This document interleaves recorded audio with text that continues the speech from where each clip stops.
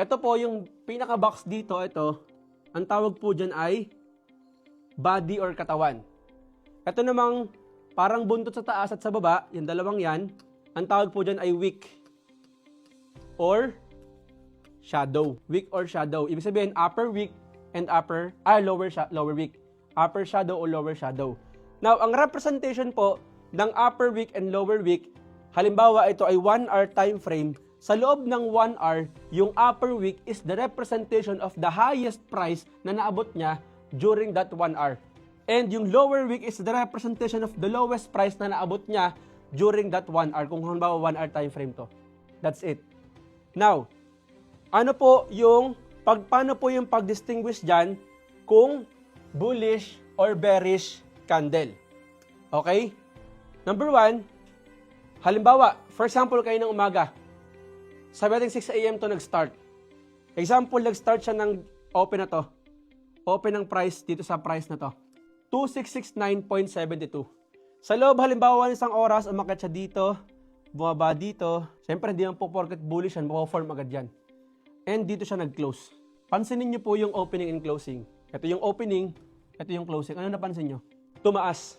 Ibig sabihin, ang bullish candle, may distinguish mo kapag sa mas mababa nag-open at sa mas mataas nag-close.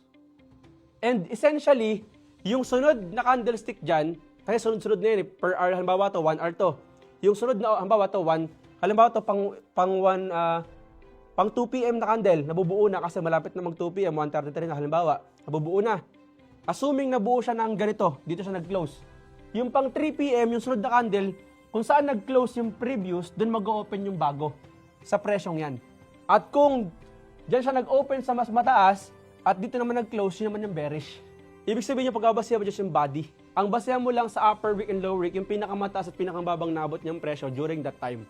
Time or minutes or ano man yung time frame yan, weekly man yan, daily, ganyan. Kung ito ay daily, dito pinakamataas na nabot niya during that day, at pinakamababa, dito nga lang siya nag-open, dito siya nag-close.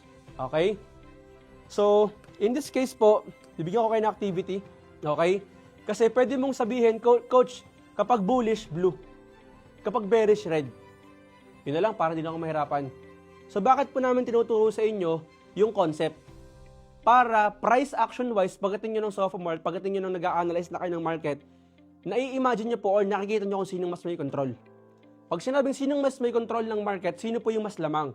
Ang trading po kasi, buy and sell lang naman din kasi talaga.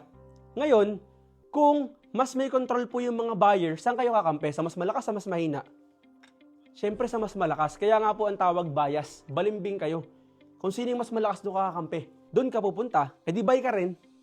Kung malakas naman si seller ngayon, mas malakas sila, mag-sell ka. Kaya nga ang tawag bias. Bullish ba or bearish? Pag bullish, paakyat. Pag bearish, pababa yung market. Don't just watch others succeed in the market, be part of it. Enroll now at Legendary Trading Academy and start your journey today.